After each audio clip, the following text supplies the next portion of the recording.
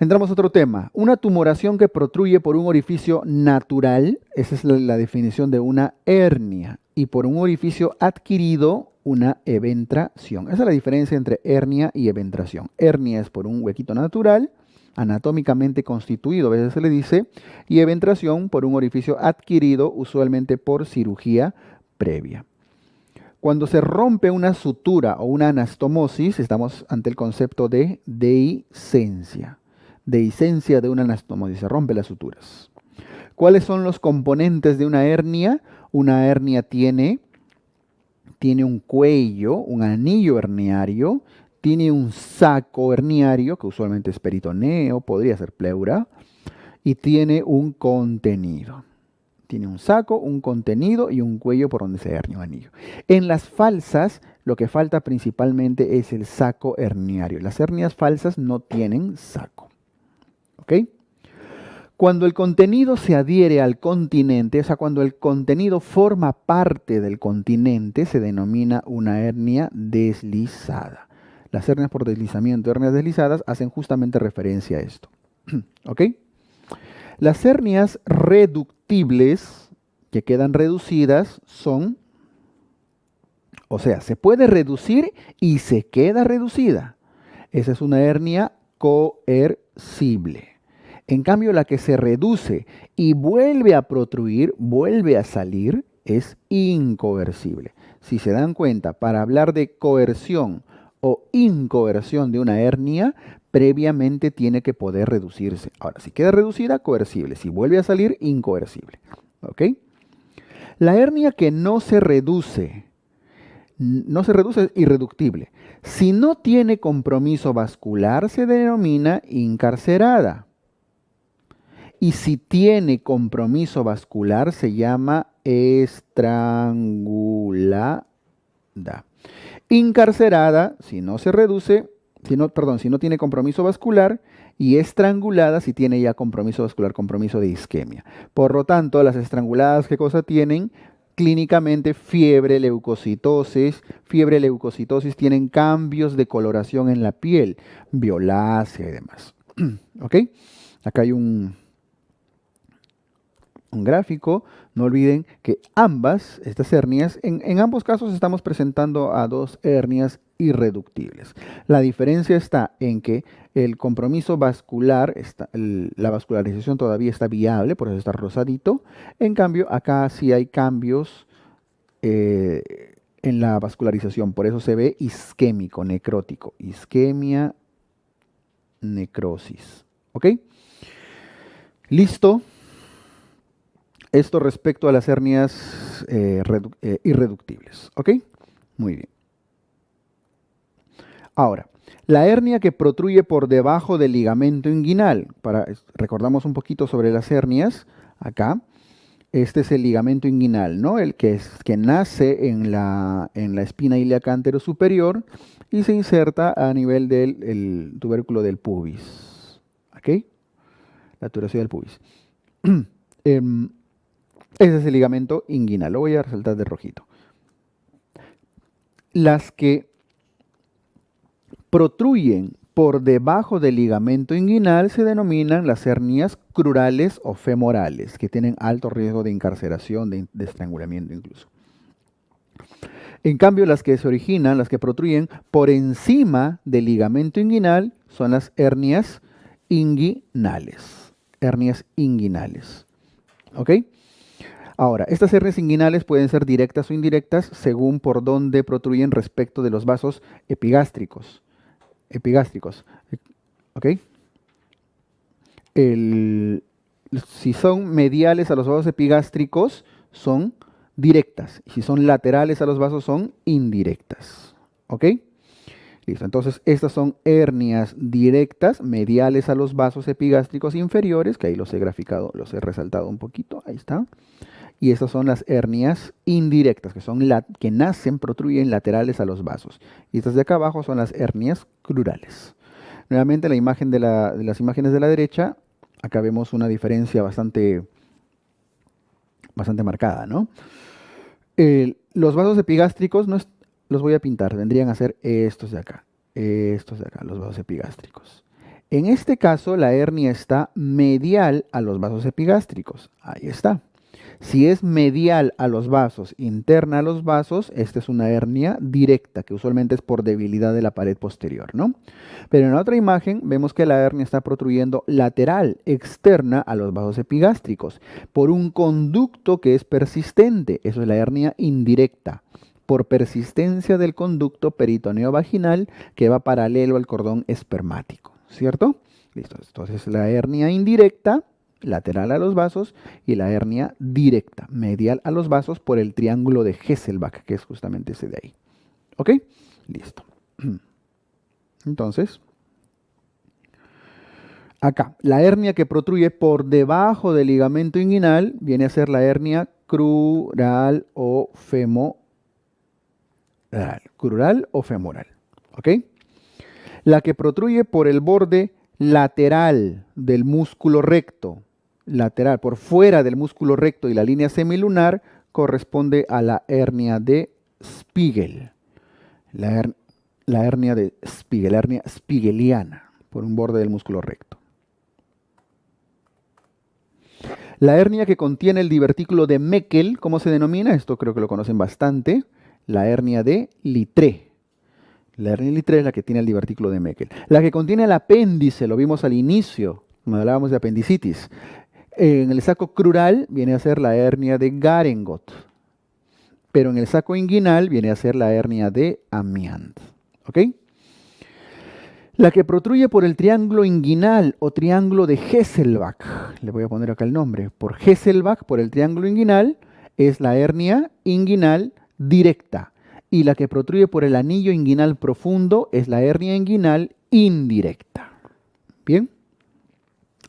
Por debilidad de la pared posterior, la que es por debilidad de la pared posterior, la hernia inguinal directa. Y la que está asociada a la persistencia del conducto peritoneo vaginal es la hernia inguinal indirecta. Nuevamente, volvemos a ver esta imagen de acá. Quiero que lo tengan bien claro, por favor, ¿ya? Miren. La que es por persistencia del conducto es la indirecta, lateral a los vasos, por el anillo inguinal profundo. En cambio, la otra, que es por debilidad de la pared posterior, es la directa, medial a los vasos epigástricos. ¿Ok? La hernia congénita por excelencia es la hernia inguinal indirecta, porque tiene que ver con la persistencia del conducto peritoneo vaginal. Pero la que es más adquirida, por lo tanto un poco más común en los adultos, es la hernia inguinal directa, ¿cierto? La que llega al escroto con más frecuencia, dado que está relacionado precisamente al conducto peritoneo vaginal persistente que llega hasta el escroto, es esta, la indirecta, que es más difícil de reducir. ¿Ah? Muy bien. La clasificación de Nyhus, esto sí quiero que lo vean en tabla. La clasificación de Nyhus es esta de acá, ¿ok? El Nyhus 1, el Nyhus 2, el Nyhus 3, incluso el 3 puede ser, como ven, A, B, C, puede ser Nyhus 4A, B, C o incluso D. ¿Ok? Muy bien. El Nyhus, según la clasificación de Nyhus, la Nyhus 1, vamos a ver, ahí está. El Nyhus 1 hace referencia a una hernia indirecta con el anillo profundo normal. O sea, los Nyhus 1 son las indirectas pequeñas. Los Nyhus 2 son aquellas en las que ya el anillo se ha dilatado, pero no causa otro daño más que la dilatación del anillo. Los vasos epigástricos están no desplazados, la pared posterior está intacta, o sea, no hay mayor daño. Lo más importante acá es que se dilató el anillo. Eso es un Nyhus 2. En cambio, el Nyhus 3 ya hace referencia a los defectos cuando hay daño de la pared posterior. Si el 1 era la indirecta pequeña, el 2 la indirecta mediana, ¿cuál es la indirecta grande? El 3B. El 3B hace referencia a la hernia indirecta con el anillo profundo muy dilatado, daño de vasos epigástricos, se han desplazado, daño de la fascia transversalis de la pared posterior. Acá también están las hernias deslizadas, las hernias en pantalón, es decir, hernias complejas. Entonces, pequeña, mediana, grande. 1, 2, 3B. La 3A viene a ser la hernia inguinal directa. Y la 3C, la hernia crural o hernia femoral.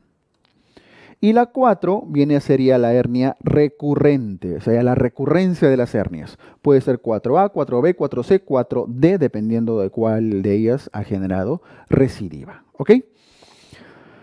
Muy bien. Entonces, clasificación de Nyhus. Le pongo flechita porque le hemos visto el costadito, ¿no? Voy a resumirlo recontra. 1, la hernia inguinal indirecta pequeña. 2, la hernia inguinal indirecta mediana. 3A, la hernia directa. 3B, la hernia inguinal indirecta grande, gigante, deslizada, compleja, en pantalón. Y la 3C, la hernia crural. Y la 4 ya solamente la pongo acá, en general, las recidivas, las recurrencias. Revísenlo con la tablita esta de Nyhus, ¿ok? Que la tienen acá al costado. En niños, el saco herniario, estamos hablando de tratamiento ahora. El saco herniario, ¿qué se hace en niños y qué se hace en los adultos? Ojo, el saco. Aquí nos va a ayudar mucho esta imagen. Lo quiero hacer acá en... A ver. Muy bien. Quiero que vean esta imagen. Miren cómo está bien clara. Acá tienen a la hernia del adulto, ¿no es cierto? La hernia directa. Y acá tienen a la hernia, al otro lado de la hernia indirecta, la hernia de los niños. ¿Ok? Muy bien. Quiero que se concentren en el saco herniario. Acá este es el saco herniario que ven del adulto. Y ven cómo se está protruyendo por una debilidad de la pared posterior, ¿no es cierto? Es una protrusión por debilidad de la pared. En cambio, acá, ay, perdón, se va la mano. En cambio,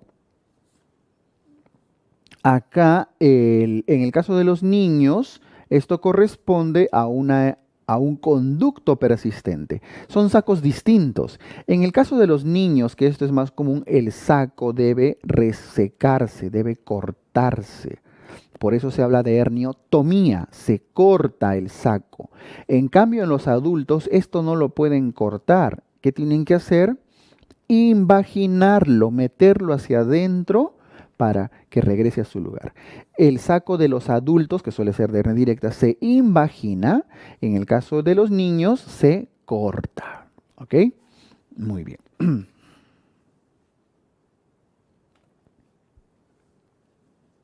Entonces, cuando habla acá, el saco herniario de los niños se invagina. Perdón, era al revés, disculpen. Se corta, se reseca, voy a poner entre comillas. Por eso es herniotomía. En cambio, en los adultos, el saco se invagina. ¿Ok? Listo. Luego, en los niños, con que ya hayan hecho resección del saco, ya prácticamente han solucionado el problema. En los adultos no basta con invaginar el saco, hay que reforzar la pared, porque la mayoría de hernias se ocasionan por una debilidad de la pared, ¿no es cierto? Entonces ahí viene cómo continúa el tratamiento de las hernias. Las herniografías y las hernioplastías. Las herniografías, ahí está, vienen a ser estas de acá, herniografía. ¿Ok? Estoy poniendo el nombrecito. Herniografía que es afrontar las paredes del canal inguinal para reforzarlo. Aquí ya han hecho, si se dan cuenta, una invaginación del saco, lo han regresado a su lugar, lo han incluso aplicado. Y luego hacen afrontamiento de la pared. En este caso, del tendón conjunto con el ligamento inguinal. Esto viene a ser una técnica de Bassini, ¿no es cierto? En cambio, las hernioplastías tienen que ver con la colocación de mallas. ¿Y malla de qué material? De polipropileno, que es una sutura, un material, no de sutura, sino un material protésico no absorbible. Bien, listo. Entonces tenemos acá con eso las herniografías y hernioplastías. Por eso, las herniografías, que aquí están viendo claramente, como afronta tejido, generan tensión tisular y tienen un alto riesgo de ¿qué? De dehiscencia. ¿Ok? Tienen riesgo de dehiscencia. Riesgo de dehiscencia, no solo de dehiscencia, sino de recurrencia, de recidiva. Bien, en cambio las hernioplastías generan poca tensión. ¿Por el uso de qué? Generan poca tensión por el uso de malla. ¿Malla de qué? De polipropileno, que es el material protésico que se usa. ¿Ok? Muy bien. Entonces, herniografías, sutura de tejido, tienen tensión y las plastías usan malla. Al menos evitan la tensión. La técnica que rafía el tendón conjunto y el ligamento inguinal se denomina la técnica de Bassini. En cambio, la técnica que rafía el tendón conjunto y el ligamento de Cooper se denomina la técnica de McVeigh. Entonces, Bassini, tendón conjunto con inguinal. McVeigh, tendón conjunto con Cooper. La técnica que realiza una sutura de la fascia transversalis, una sutura imbricada, una especie de plicatura de la fascia transversalis, es la técnica de Schuldeis. Todas ellas son rafías y todas generan alta tensión. Entonces, la que hoy en día se elige por su más baja recidiva es una plastía, que es corresponde a la cirugía de Liechtenstein. La técnica de Liechtenstein es la que están viendo acá, que es la colocación de una malla por un abordaje anterior, porque lo colocan por delante. Voy a borrar un ratito estos garabatos que he hecho. Si tuvieran que poner una malla en la imagen de la izquierda, la malla estaría acá. Es un abordaje anterior, eso es Liechtenstein. Porque Nyhus, me adelanto, Nyhus coloca la malla por detrás. Acá atrás coloca Nyhus su malla. De ahí lo fija en algún lado, por cosa que ya cuando hay presión ya no sale la hernia. Es más difícil de realizar, más compleja, se usa cuando hay recidivas. La más común y muy segura es Liechtenstein, que tiene menos probabilidad de recidiva. ¿Ok?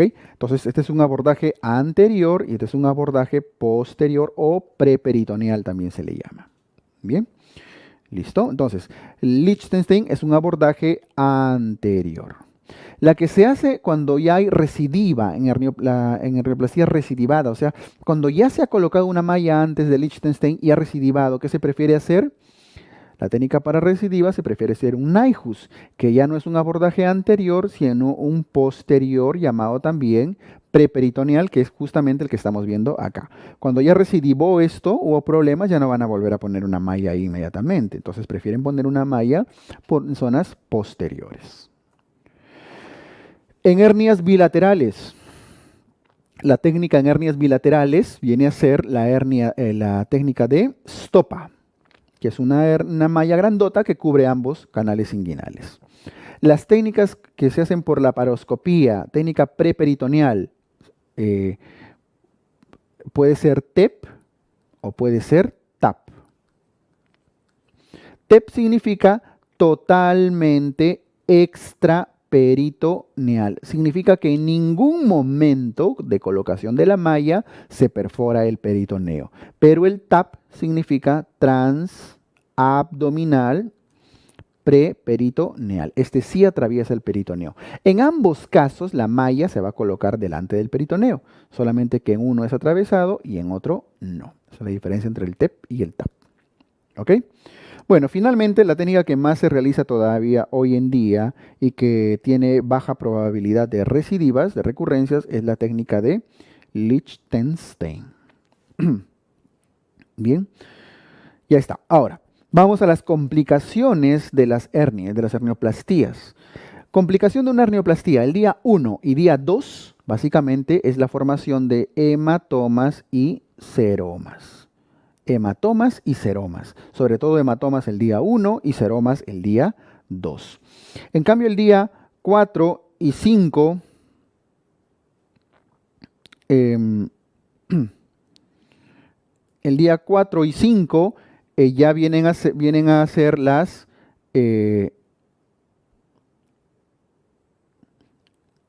dehiscencias, las infecciones de sitio operatorio, los rechazos a la malla, el rechazo a la malla, los cuerpos extraños, etc. ¿Ok?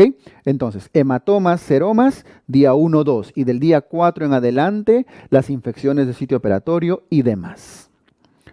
Las hernias crurales se localizan por debajo del ligamento inguinal, ya hemos visto, y es más común sobre todo en mujeres multíparas. Mujeres multíparas.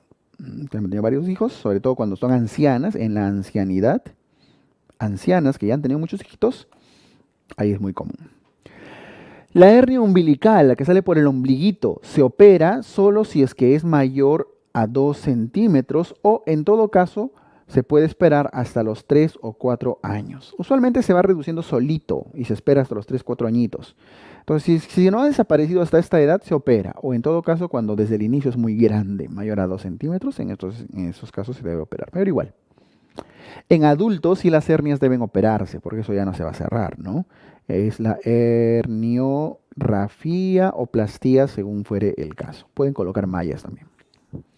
Las hernias epigástricas, llamadas también de la línea alba, son hernias falsas y se manifiestan principalmente con dolor. Son hernias que salen ahí por encima en la línea por encima del ombligo y por ahí en realidad es grasa preperitoneal que sale. Son hernias falsas, pero no se suele palpar tumoración. Generalmente es un dolor que siente la persona. Y el tratamiento igual es una herniorrafía. ¿Ok? Arriba en umbilical puede ser herniorrafía o plastía según indicación. Pero la hernia epigástrica básicamente es una herniorrafía.